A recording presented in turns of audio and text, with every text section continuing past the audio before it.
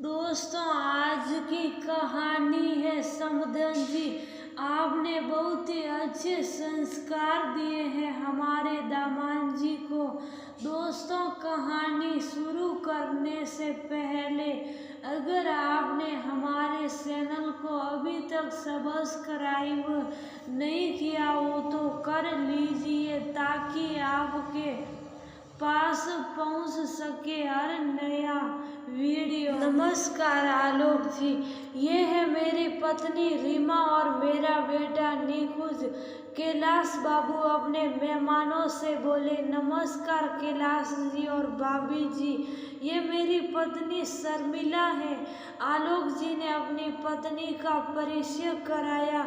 सबने एक दूसरे को नमस्ते की और बैठक में बैठ गए। कैलाश जी, मेरे बेटे का नाम आदित्य है जिसके रिश्ते की हम बात करने आए हैं। आलोक जी बोले, भाई साहब आप आदित्य बेटा को भी साथ ले आते, हम लोग भी मिल लेते उनसे। रीमा जी बोली, भाभी जी वह यही एक दोस्त के घर पर है, पहले हम लोग आपस में बात कर लेते हैं। वो असल में उसे ये पसंद नहीं, उसका मानना है बात बने तभी लड़की देखनी चाहिए, लड़की को देखने के बाद मना करना अपमान है लड़की का। शर्मिला जी बोली, ये तो बहुत अच्छे विचार है, बहुत अच्छा लगा ये जानकर कि आज की नई पीढ़ी इतनी समझदार हो गई है। चलिए पहले आप जलपान कीजिए फिर बातें करते हैं।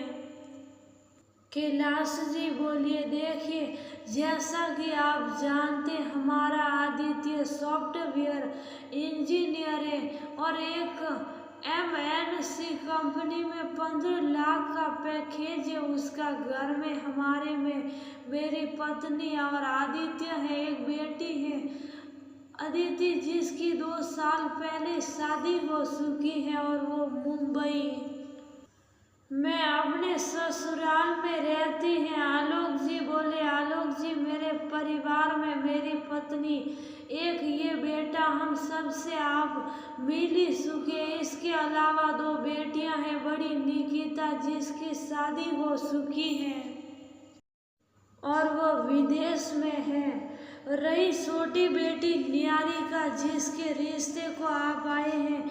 कैलाश जी बोले, दोनों परिवारों में बहुत से विषयों पर बात हुई, फिर लड़की को लाया गया और कुछ सवाल जवाब हुए।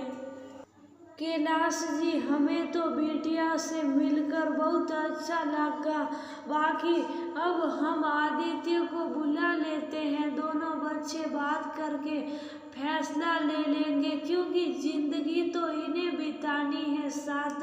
आलोक जी बोले, जी बिल्कुल सही कहा आपने, जिंदगी तो इन्हें बितानी है साथ में। कैलाश जी बोले, आदित्य को फोन करके बुलाया गया। आते ही उसने कैलाश जी और रीमा के पैर छुए।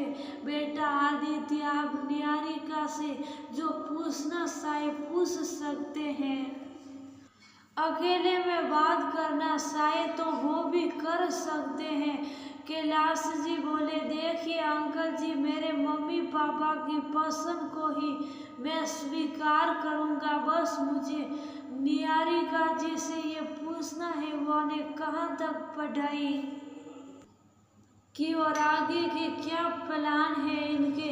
आदित्य विनीत भाव से बोला, आदित्य जी मैंने MBA की है और जॉब की तलाश कर रही थी, पर फिर मम्मी पापा की इच्छा थी कि शादी कर दे मेरी, तो वो ने कहाँ जॉब करना ना करना शादी के बाद लड़के वालों का फैसला होगा, तो अभी कहीं मत करो जॉब। निहारिका ने जवाब दिया, पर ऐसा क्यों, पढ़ाई आपने की तो फैसला भी आपका होना चाहिए, वैसे आप क्या चाहती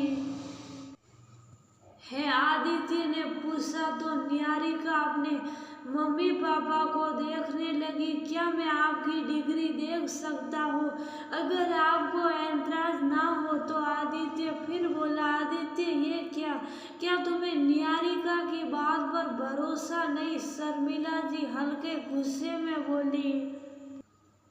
अरे शर्मिला जी कोई बात नहीं, हमें कोई दिक्कत नहीं डिग्री दिखाने में, बेटा निहारिका जाओ। रीमा जी ने निहारिका से कहा, आपने इतने बड़े कॉलेज से एमबीए किया, वह भी इतने अच्छे मार्क्स से।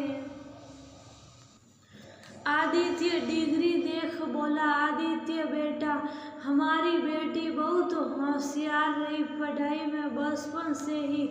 कैलाश जी बोले, अंकल जी मुझे निहारिका पसंद है, पर मुझे दहेज में कुछ चाहिए। आदित्य एकदम बोला। कैलाश जी रीमा जी को देखने लगे। आदित्य बेटा क्या बोल रहे हो तुम? आलोक जी गुस्से में बोले, पापा मम्मी अंकल आंटी मेरा मानना है रिश्ता हमेशा बराबर वालों से करना सही, और मेरी शर्त यही है कि निहारिका जी शादी के बाद जॉब करे जैसे मैं करता हूँ, क्योंकि मैंने उनकी आंखों में अपने पैरों पर खड़े होने की ललक देखी है। वैसे भी जॉब करने का फैसला जैसे लड़के का होता है, लड़की वालों का नहीं, वैसे ही लड़की का भी खुद का होना चाहिए, लड़के वालों का नहीं, क्योंकि रिश्ता तभी बराबरी का होगा जब लड़की भी अपने फैसले खुद करे। वह इतनी पढ़ाई घर में बैठने को तो करती नहीं है, बस यही दहेज चाहिए मुझे। आदित्य बोला, वाह बेटा बहुत अच्छे विचार हैं आपके। सच में आलोक जी और भाभी जी आपने अपने बेटे को बहुत अच्छी परवरिश दी है। कैलाश जी बोले, तो फिर हम रिश्ता पक्का समझे, क्यों निहारिका बेटा तुम्हें आदित्य पसंद है? शर्मिला जी ने निहारिका के सिर पर हाथ फेरते हुए कहा। निहारिका ने शर्मा के सिर हाँ में हिला दिया। चलिए समधी जी मुंह मीठा कीजिए। आलोक जी कैलाश जी को मिठाई खिलाते हुए बोले। हंसी खुशी के माहौल में सबने एक दूसरे को बधाई दी।